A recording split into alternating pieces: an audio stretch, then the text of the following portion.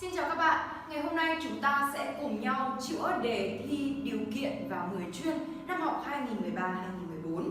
Như các bạn đã biết thì đề thi của chúng ta sẽ gồm có 3 phần chính. Phần 1 La Mã là về ngữ âm, ngữ pháp và từ vựng. Phần 2 La Mã là đọc hiểu và phần cuối cùng 3 La Mã là viết. Chúng ta sẽ cùng nhau đến với phần đầu tiên nhé. 1 là mã ngữ âm, ngữ pháp và từ vựng. Bài đầu tiên của chúng ta là bài về ngữ âm. Nhiệm vụ của các bạn là chọn ra từ có phần gạch chân, phát âm khác với phần gạch chân của 3 từ còn lại. Number 1. Great, bread, break, steak. So the answer is B. Phần gạch chân chúng ta đọc là A. Number 2. Two, food, soon, good. The answer is D. Phần gạch chân chúng ta đọc là âm U ngắn, trong khi phần gạch chân của 3 từ còn lại chúng ta đọc là âm U dài. Number 3. Theory, therefore, neither, whether. The answer is A. Phần gạch chân chúng ta phát âm là âm the, trong khi đó 3 từ còn lại chúng ta phát âm là âm the. Chuyển sang phần tiếp theo. Nhiệm vụ của chúng ta là chọn từ có trọng âm khác với từ còn lại nhé. Number 4. Candle, event, country, window. The answer is B. Trọng âm rơi vào âm thứ 2. Number 5. Chocolate, literature, caterpillar, psychiatry. The answer is D. Trọng âm của chúng ta rơi vào âm thứ 2. Chúng ta chuyển sang bài 3 La Mã. Đây là một bài trắc nghiệm về ngữ pháp và từ vựng. Number 6. We will give him the message as soon as he phones. Đối với mệnh đề thời gian as soon as cộng mệnh đề, chúng ta luôn chia động từ ở present simple. Number 7. He didn't want to arrive late for the interview. Want to của chúng ta luôn cộng với động từ ở dạng nguyên thể các bạn nhé. Number 8. You had better go to bed early. Với câu này, mệnh đề chính had better đang là khẳng định. Vậy nên tag question, câu hỏi đuôi của chúng ta sẽ là phủ định. The answer is A. Hadn't you? Number 9. The helicopter landed on the roof of the building. Ở trên nóc của tòa nhà. Number 10. John, for me at the airport next Sunday. Next Sunday là một cụm từ chỉ thời gian trong tương lai. Vậy nên chúng ta dùng future simple. The answer is will wait. Next one, number 11. I prefer watching TV to reading books. Cấu trúc prefer verb in to verb in có nghĩa là thích làm gì hơn làm gì. Number 12. The house needs repairing. Ngôi nhà cần được sửa chữa. Next one. That is the man whose car has just been stolen. Ở đây chúng ta sử dụng đại từ quan hệ sở hữu whose. Đó là người đàn ông mà xe của anh ta đã bị ăn trộm. Next one. You will fail the exam trừ khi bạn học tập chăm chỉ. So the answer is D, unless. Number 15. My sister wishes she could go abroad this summer vacation. Khi nói về wishes, những mong muốn, ước muốn, chúng ta thường lùi một thì so với hiện tại. Vậy nên chúng ta sử dụng could là thể quá khứ của can. Move on to next one. Would you mind lending me your bike, please? Các bạn nhớ cấu trúc would you mind something verb in. Number 17. Let's go out now. Shall we? Khi câu mời bắt đầu bằng let's cộng verb, chúng ta sẽ luôn trả lời bằng shall we. Number 18. She used to earn her living by delivering vegetables to local hotels. We have to earn one's living by verb in, có nghĩa là kiếm sống bằng việc làm gì. Number 19. Shall we travel to Hướng Pagoda by bus this Sunday? Khi câu mời bắt đầu bằng shall we và chúng ta đồng ý với lời mời, chúng ta sẽ sử dụng cấu trúc yes, let's. Next one. Remember, to lock the door when you go out. Các bạn cần phân biệt hai cấu trúc. Remember to verb là nhớ mình cần phải làm gì. Còn remember verb in là nhớ là mình đã làm gì nhé. Next one. I was so busy that I couldn't take part in the picnic with you. The structure to take part in something verbing. Tham gia vào việc gì. Number 22. If you won the lottery, what would you do? Về câu what would you do cho chúng ta thấy đây là câu điều kiện loại 2, vậy nên về if chúng ta sử dụng past simple. Next one. You need a modem to get access to the internet. The structure to get access to the internet means truy cập được vào internet. Number 24. Paper money đã được sử dụng hơn 1.000 năm rồi. Chúng ta sử dụng present perfect, has been used. Number 25. When Lan looked into her purse, she found her ring had been stolen. Các bạn nhớ cấu trúc to steal something, ăn trộm cái gì. Chúng ta chuyển sang bài 4 La Mã. Với bài này thì các bạn cần chia dạng đúng của từ đã cho ở trong ngoặc. Number 1. Nam has a large collection of stamps. A collection of stamps, một bộ sưu tập tem. Câu tiếp theo. We are very proud of our son who always takes care of others. Remember two structures here. To be proud of somebody, tự hào về ai đó, và to take care of somebody, chăm sóc ai. Câu tiếp theo. The dress is very beautiful, but it is inexpensive. Ở đây các bạn lưu ý cho cô sự trái ngược về nghĩa. Đó là một chiếc váy rất đẹp nhưng lại không đắt. Next one. Luckily, we will arrive before the dark. Chúng ta sẽ đến trước khi trời tối, vậy chúng ta sử dụng trạng từ là luckily, may mắn thay. Next question. He is so hopeful about his bright future. To be hopeful about his bright future. Hy vọng vào tương lai tươi sáng của anh ấy. Number 33. You can save energy and money because of having a lot of inventions. Nhờ vào nhiều phát minh thì bạn có thể tiết kiệm được năng lượng và tiền bạc. Number 34. The solar water heating units are environmentally friendly. To be environmentally friendly có nghĩa là thân thiện với môi trường. Number 35. Let me know when you make a decision about what to wear for the wedding. Lưu ý cấu trúc to make a decision about something. Đưa ra quyết định về cái gì. Next one. If I were you, I would live without him. Mệnh đề I would live without him cho chúng ta thấy đây là câu điều kiện loại 2, vậy nên chúng ta sử dụng động từ to be chia ở dạng were. Number 37. My father had my bike repaired yesterday to have something done. Nhờ ai đó làm gì đó cho mình. Câu tiếp theo. Have you read any books written by Margaret? Bạn đã đọc quyển sách nào được viết bởi Margaret chưa? No, I have never heard of her. Tôi chưa bao giờ nghe về cô ấy. Câu tiếp theo. I was writing a letter to my grandmother when the doorbell suddenly rang. Tôi đang viết thư cho bà tôi thì chuông cửa reo. Number 42. We would rather you lent Brenda some more money. Cấu trúc would rather somebody did something. Muốn ai đó, thích ai đó làm gì. When I bought the tickets yesterday, I realized that I did not have any money. Toàn bộ câu này là đang tường thuật lại một sự kiện đã diễn ra trong quá khứ, vậy nên chúng ta chỉ sử dụng past simple thôi. Chuyển sang bài 6 La Mã. Ở bài này, các bạn cần điền một giới từ thích hợp vào chỗ trống để hoàn thiện câu. Number 46. The school was named after a young hero. Võ Thị Sáu. Remember the structure to be named after somebody. Được đặt tên theo ai đó. Next one.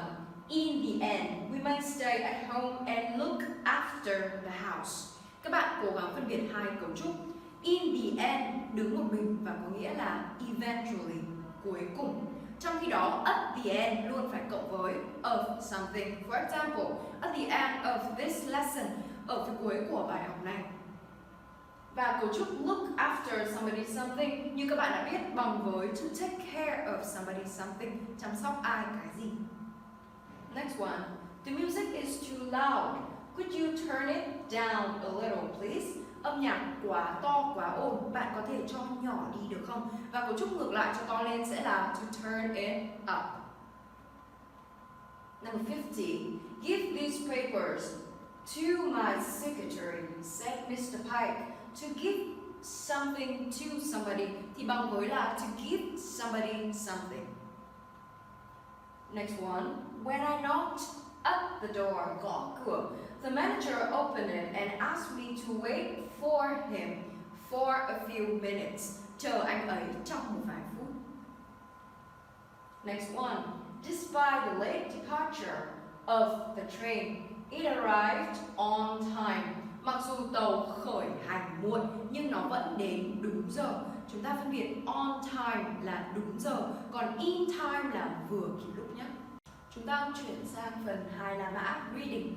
Với bài đầu tiên của phần reading này thì các bạn sẽ chọn một từ trong số những từ đã cho sẵn ở trong ô này để điền vào chỗ trống sao cho thích hợp. Sẽ có 2 từ mà các bạn không cần dùng đến.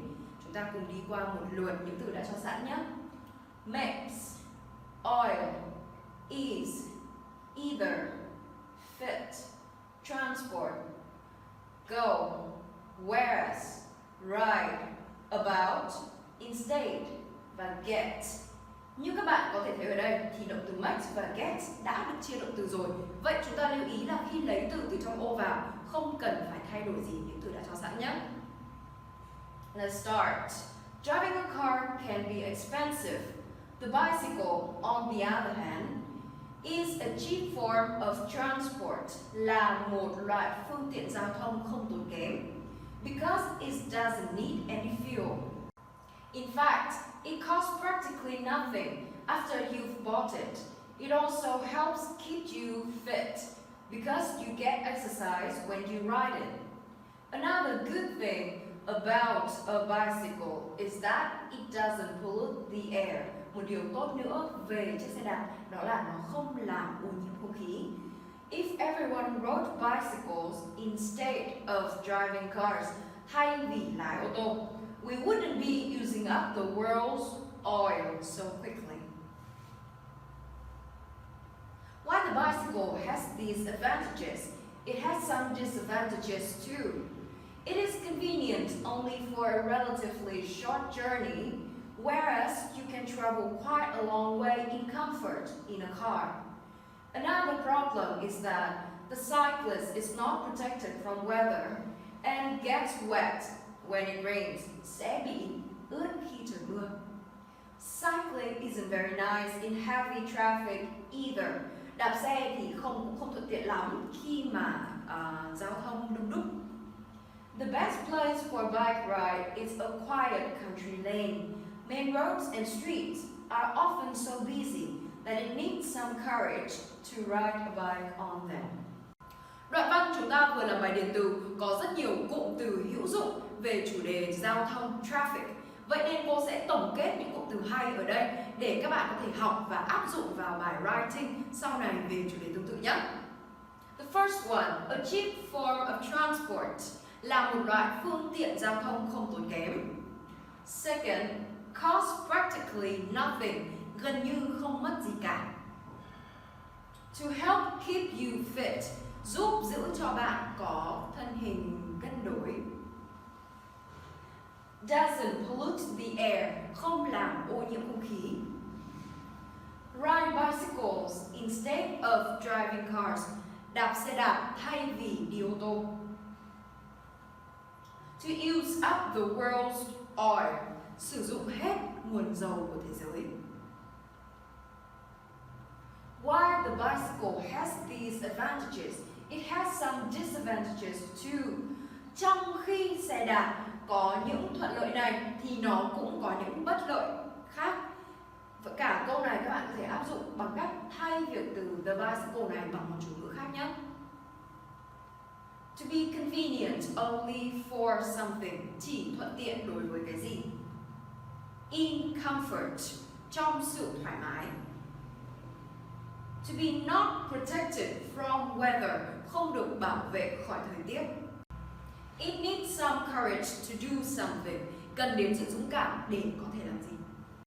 Chuyển sang bài 25 mã. Đối với bài này, các bạn sẽ cần tìm ra một từ để điền vào chỗ trống cho thích hợp.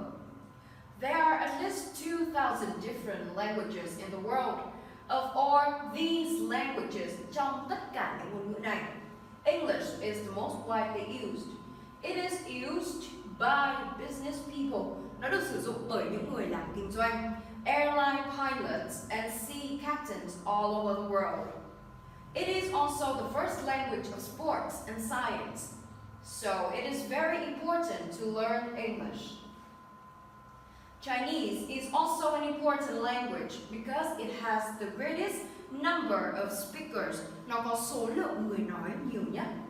There are not only over 1 billion people living in China today, but also many Chinese people living outside China, mà có cả những người Trung Quốc đang sống ở ngoài Trung Quốc nữa. Chinese is widely spoken in many countries of Asia and Africa. Russian is spoken in both Europe and Asia. French is widely understood in Europe and in part of Canada, Africa and Asia. From more than 2,000 languages, the United Nations has chosen 6 of them for business. Liên Hợp Quốc đã chọn ra 6 trong số những ngôn ngữ đó để sử dụng vào việc kinh doanh. They are Arabic, Chinese, English, French, Russian and Spanish. Chúng ta chuyển sang phần 3 la mã writing. Bài đầu tiên các bạn cần viết lại câu sao cho nghĩa tương đương với câu gốc sử dụng từ đã cho nhé. Câu đầu tiên, someone scratched my car on the door last week. Ở đây từ đã cho là was gợi ý cho chúng ta biết rằng câu viết lại của chúng ta sẽ sử dụng thể bị động. So the answer is my car was scratched on the door last week. Next one. The man walked into my office yesterday. I didn't know him. Từ đã cho gợi ý cho chúng ta rằng chúng ta sẽ sử dụng mệnh đề quan hệ để ghép hai câu này với nhau. The answer is I didn't know the man who walked into my office yesterday. Number 73. The TV program was so complicated that the children could not understand it. The answer is the TV program was too complicated for the children to understand. Quá phức tạp để lũ trẻ có thể hiểu được. Next one. You ought to see a dentist about that tooth. Với câu này các bạn nhớ cho cô cấu trúc ought to verb bằng với should verb bằng với had better verb đều có nghĩa là nên làm gì, và chúng ta sẽ sử dụng câu điều kiện loại 2 để đưa ra lời khuyên tương tự. If I were you, nếu tôi là bạn, I would see a dentist about that tooth. Number 75. This is the best meal I have ever eaten. Là bữa ăn ngon nhất mà tôi từng được ăn. Vậy chúng ta có thể viết lại theo hai cách. I have never eaten a better meal than this one before. And the second one, I have never had a better meal than this one before. Chúng ta đến với bài cuối cùng của đề thi này. Các bạn cần sắp xếp những từ đã cho thành một câu hoàn chỉnh có ý nghĩa. The first one, the answer is it's too far to walk, so I think I will catch the bus. Các bạn rất lưu ý đối với bài này, chúng ta không được thêm bớt hay thay đổi những từ đã cho nhé. Next one. Jane had to go home from school because she had a headache. 78. A heavy storm swept through the village and many people were killed. Các bạn chú ý cụm từ to sweep through the village, cơn bão quét qua ngôi làng. Number 79. Ben said everything had been different the day before. The last one. My elder sister likes to wear outside whenever she goes abroad because she thinks it is the symbol of Vietnam. Remember the structure. To be a symbol of somebody something là biểu tượng của ai cái gì. Cô mong rằng bài chữa này sẽ giúp ích cho các bạn trong việc chuẩn bị cho kỳ thi vào 10 sắp tới. Chúc các bạn có những giây phút học tập hiệu quả và vui vẻ.